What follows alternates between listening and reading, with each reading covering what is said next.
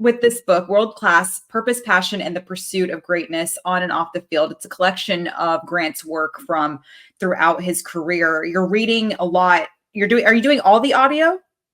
It is a unique audiobook. So I Okay. am reading every one of Grant's pieces. Mhm. And then the colophon and stuff like that, which is a unique experience. And then having to note that the audio was done by myself. Mhm. But Celine, my sister-in-law, Grant's wife, wrote the foreword, so she is narrating that. And then Alexander Wolf and Mark Mravich also narrate their contributions. There's a great intro piece by Alexander Wolf, but they each have their own introductions to each of Grant's pieces to place them in kind of a socio-historical context. So all four of us appear on the audiobook. Amazing. And what was that process like? Because you were talking a little bit about how it was cathartic. You truly felt him when you were reading some of these. So overall, how was that process, and what was emotional about it? Um, it was fascinating. I was hella nervous at first, Yeah. but learned a ton. I think my number one takeaway was that for whatever scientific reason, and I'm gonna find out, Granny Smith apples are phenomenal at combating Yes, vocal moisture. issues. Yeah. And I thought, oh, that's just some kind of like urban legend. But oh my gosh, I am an absolute convert. Um, and so I went to a studio here in Kansas City, where I'm proud to say William Shatner also recorded. Oh, I felt something there, and I'm because yeah. I'm a huge Trekkie, but and we also had a director in New York who was patched in, and some of these essays, I remember Grant talking to Grant while he was working on them, and and he and I used to joke because my background is very like English teachery, and then my graduate degrees are like in creative nonfiction and fiction writing. So my approach to writing and what a paragraph should look like is totally different than what you're writing for a magazine. And I could hear myself, like, I read some things out loud that I remember, like, cracking on Grant for, not because they weren't well done, but because they were so opposite from what I would tell a student to do in a paper, for instance. And I read one particular sentence that, good Lord, it seemed to go on forever. And I could hear myself telling Grant, like, "You have not met a run-on sentence that you Where's the can," comma, man? Where are like, you? Where are yeah.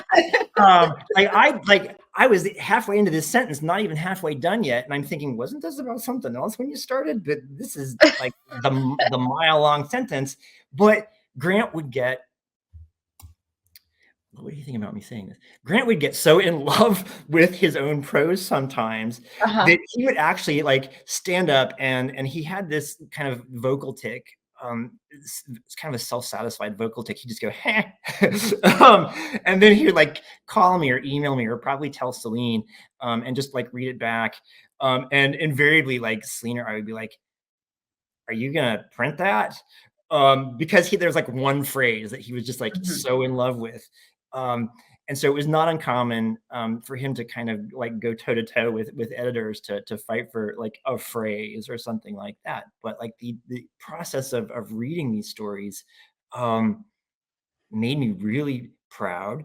Mhm. Um, but it was definitely by the end a cathartic feeling. Like um, I'm contributing to my brother's legacy in a way that I think would make him very happy, and um, and just being part of the entire process, and being allowed to like make suggestions for things that I thought should be in the book, um, and there are some amazing pieces in the book, and it closes out on some of his dispatches from Qatar, um, which were harder for me to read. That was a hard day. Yeah. We wanted to get those out like as quickly as we could because we knew that they'd be emotional. But um, completing it um, and having very few what they call pickups, which is like going in to re-record something, um, made me feel good. Uh, Yeah. but also, like, hearing this person who I knew of, at at at at Penguin, who was our producer, director, um, give me really positive feedback about the whole experience. Um, Doing something I'd never thought about, was really satisfying in a way that I'm still trying to find the words for, I guess, but, I think in whatever format people access this amazing book, um, I think there's a lot of just Grant in it being himself and Mhm. showing us what was important to him, and, um, and I'm really proud of it. And audio's June 4th and the paperback is June Um, 8th. no, I think both laydowns are for the 4th, Okay. um, and, yeah, it's a simultaneous release, and, we've had some great responses, from people, who've seen advanced copies of it. For me, um, seeing positive praise for the book from people like Megan Rapinoe, and LeBron, Mhm. who was always just an important person to Grant as a human being. Um, I think Grant felt a lot of responsibility for, putting his name out there and him being so young, and that can sometimes put a lot of pressure on a kid who's just, trying to be good at sports for himself and his family. Um, and so to get the positive response that we got from LeBron was really important, to The guy me. who has the chosen one on his Yeah, back as a tattoo. yeah, Yeah, I would say so. yeah. Listen.